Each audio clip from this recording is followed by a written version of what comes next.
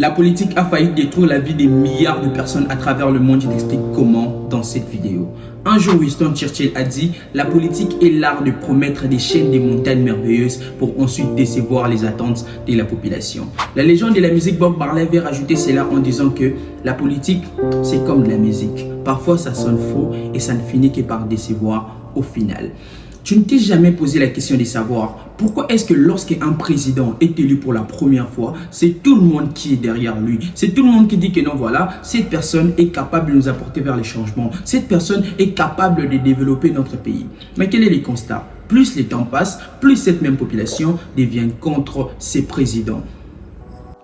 Tout ce scénario est inscrit sur un seul mot qui est le mensonge. C'est pourquoi aujourd'hui, j'aimerais te partager 5 mensonges politiques qui freinent ta réussite. Oui, le mensonge politique freine ta réussite. Si tu es un citoyen et que tu vis dans un pays démocratique, cette vidéo, elle est faite pour toi. Parce que tu ne peux pas rester dans un pays démocratique sans pourtant te rendre compte de ces 5 mensonges politiques qui sont en train de freiner ta réussite et qui a freiné la réussite des milliards de personnes à travers le monde. Alors, le premier mensonge politique qui a freiné la vie des milliards de personnes à travers le monde et qui est encore en train de le faire, c'est que ils vont réaliser toutes les promesses. C'est connu de tout le monde que la politique ne réalise jamais tout ce qu'il va vous dire. Laissez-moi vous expliquer d'une manière plus simple. Vous savez, dans tous les métiers, il faut une finalité pour y réussir. Prenons un exemple très simple. Allons-y chez les professeurs. Un professeur, c'est quoi son but? Son but, c'est simplement d'apprendre de nouvelles compétences aux élèves. Et le professeur est capable de tout faire, de répondre, de donner toutes les méthodes, de mettre en place toutes les méthodes qu'il a acquises durant ses études, juste pour qu'il puisse faire comprendre qu'est-ce qu'il veut réellement que les élèves puissent comprendre. J'espère que dans ce point-là, on est d'accord. Allons-y chez les footballeurs. Un footballeur, c'est quoi son but? Le footballeur, son but, c'est de faire gagner son équipe. Et donc, le footballeur est capable de mentir, est capable de tout faire, est capable même de casser la jambe de l'autre personne juste pour qu'il puisse gagner le match. Là aussi, on est d'accord. Et c'est la même chose qui se passe généralement chez les politiciens. Donc, le politicien est capable de te mentir. Il est capable de dire et aller exagérer en fait ses promesses juste pour qu'il puisse avoir ton approbation et qu'il puisse aussi gagner, avoir de la notoriété dans le pays. Et sans que, une fois que tu ne comprends pas, tant que tu restes encore dans la logique que non, voilà, ils vont réaliser tout ce qu'ils sont en train de dire. Plus toi tu attends, plus le temps passe, plus ta réussite est en train de s'effréner.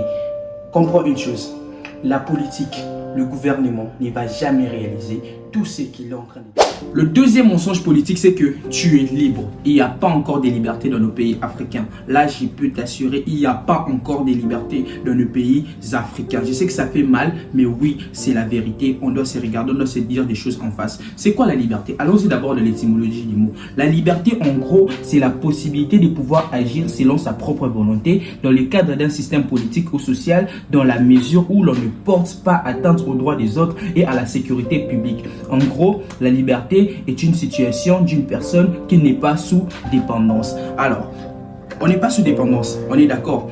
La plupart des pays africains ont pris leur dépendance dans les années 1900. On est d'accord. Et alors, allons-y au Niger. Alors, qu'est-ce qui s'est passé au Niger? Dernièrement, il y a eu des coups d'État, il y a un petit peu beaucoup trop d'embrouilles à ce qui concerne le pays. Mais maintenant, qu'est-ce qui s'est passé? En gros, on sait qu'on est indépendant. Quand on dit qu'on est indépendant, c'est qu'on dépend des personnes, c'est qu'on est libre. On est d'accord? Bien sûr. Et alors, allons-y d'une manière plus exponentielle. Et à la place que le Niger puisse décider au coup d'État qui s'est passé dans son pays, il y a des pays européens qui sont venus pour s'intercaler, pour dire que non, voilà, au Niger, comme il s'est passé ici, vous devez faire cela, vous devez faire cela. Est-ce que le pays n'est pas sous votre emprise?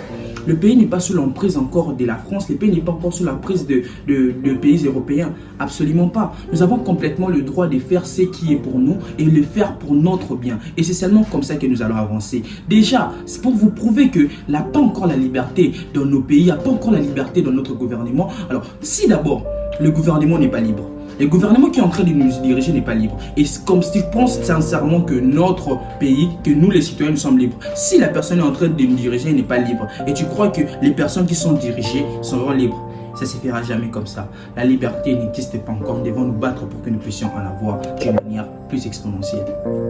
Le troisième mensonge politique, c'est que tout ce que la politique, tout ce que le gouvernement, tout ce que le pays, tout ce que la société en général propose n'est pas bien pour toi. Tout ce qu'il propose n'est pas forcément bien pour toi. Prenons un exemple très simple. Allons-y à l'école. Un jour, Victor Hugo a dit, celui qui veut fermer une prison doit ouvrir une école. On est d'accord sur le point parce que l'école a vraiment ses bienfaits. Donc l'école nous permet d'apprendre, l'école nous permet de bien parler français, l'école nous permet de bien parler plusieurs langues, l'école nous permet d'avoir de la discipline. L'école en fait a aussi ses avantages, on va dire. Donc allons-y d'une manière plus restreinte.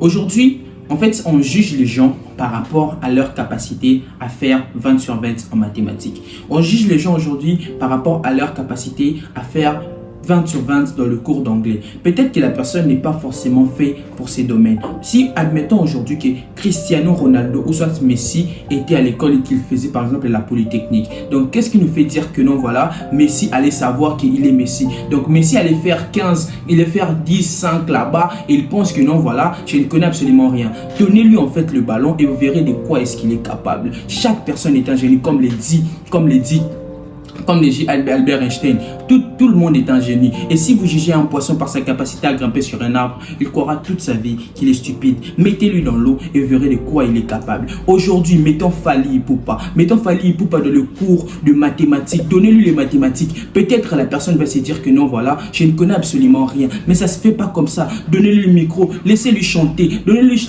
l'envie de chanter en public et vous verrez de quoi est-ce qu'il est capable. Mais ça se passe juste dans le mental. Toute personne est capable de faire certaines choses. Tout ce que la société, tout ce que le gouvernement, tout ce que la politique est en train de nous mettre en place n'est pas forcément plus bien que nous, n'est pas forcément plus meilleur, n'est pas forcément plus bien que ce que nous devons faire. Donc, comme on le dit toujours, lorsqu'il y a une innovation, donc on a deux choix. Soit nous nous laissons emporter par l'innovation, soit nous prenons du recul par rapport à ça. Et ça se passe généralement comme ça. Si nous voulons que nous puissions grandir d'une manière plus exponentielle, on doit simplement essayer de voir tout ce que la société est en train de nous proposer et voir comment est-ce que nous pouvons les utiliser pour notre bien, ou soit comment est-ce que nous pouvons faire pour que nous puissions aussi nous adapter à une autre manière, parce que tout ce qu'ils proposent n'est pas forcément bien pour toi. Alors, le quatrième mensonge politique, c'est que tout le pouvoir les appartient. La politique te fait croire que tout le pouvoir les appartient. Mais non, dans la plupart des pays démocratiques, nous définissons la démocratie comme étant le pouvoir du peuple pour le peuple par le peuple. Donc tout le pouvoir appartient à la population. C'est la population qui décide de qui est-ce qui va leur diriger. C'est la population qui décide de qui est-ce qui va faire en sorte que leur pays puisse aller d'une manière plus exponentielle, que leur pays puisse se développer en vérité. Donc nous devons comprendre une chose, c'est que la plupart des gens pensent dans leur tête que le pouvoir appartient aux grandes personnes, le pouvoir appartient aux autorités. Donc ils ont simplement la capacité de faire tout ce qu'ils peuvent dans notre société. Absolument pas, ils n'ont pas cette capacité. En gros, nous avons simplement la capacité, si nous nous réunissons, si nous nous révoltons, si nous voulons que les choses puissent changer, ça va commencer par nous. Donc plus tu penses que tout le pouvoir les appartient, plus tu te minimises, plus tu restes encore dans ta zone de confort, plus tu penses qu'ils vont tout faire pour toi,